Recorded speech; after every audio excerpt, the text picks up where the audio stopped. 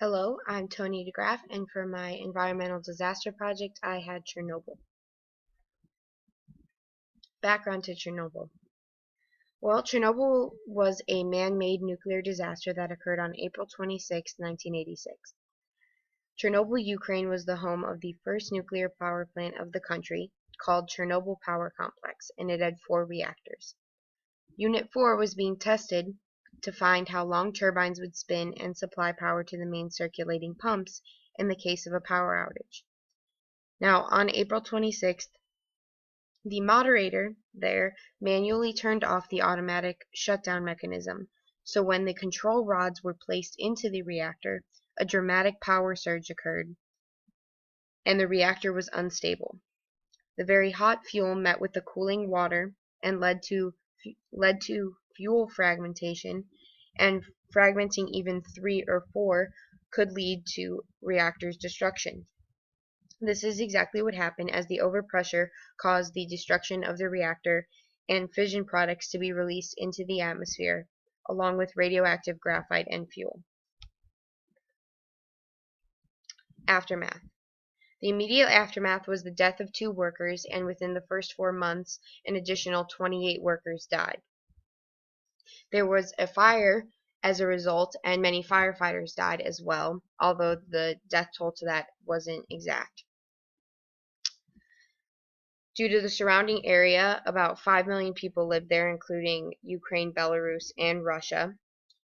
And they were all met with small amounts of radiation from xenon, iodine, and caesium. Chernobyl for itself was destroyed, as well as some towns like Pripyat and Chernobyl, as a result of the power plant destruction. The total monetary damages for cleanup were around $2.2 billion.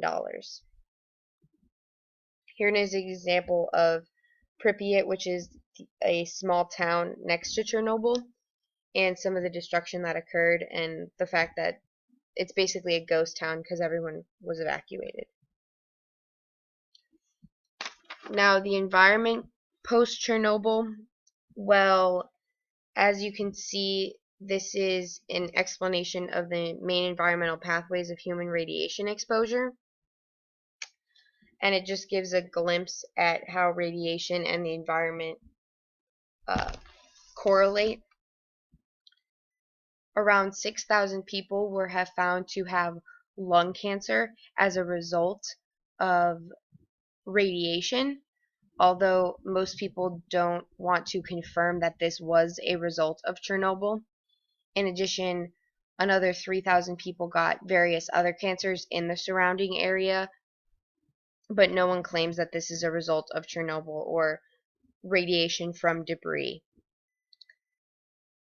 With this being said, there aren't clear environmental implications other than the fact that the surrounding kilometer area of contaminated area is uninhabitable, and due to the radiation, a lot of plants and animals are dead.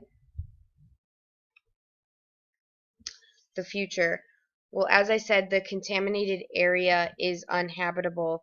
It's about a kilometer of length, and it includes Chernobyl and Pripyat, as well as smaller villages.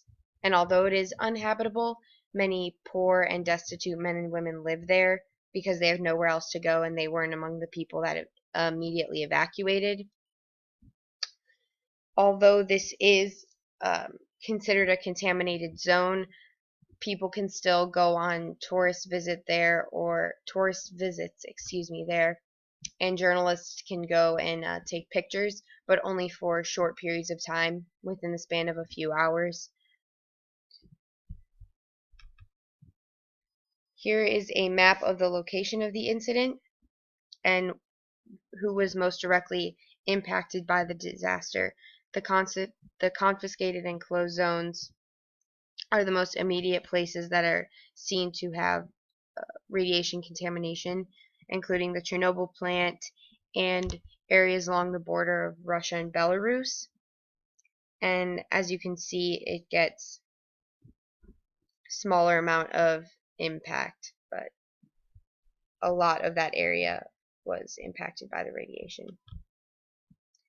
The political response was probably the most appalling reaction to this whole entire event because the Russian government immediately after did nothing to warn the people of the surrounding areas or countries in terms of the incident, and no official response was made.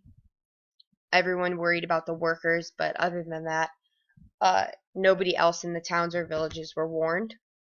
The only reason why people did find out was because on April 28th in Sweden, they began to detect extreme amounts of radiation and clouds of such that were coming from the Soviet Union, and they contacted the Russian government, who proceeded to deny that anything had ever happened.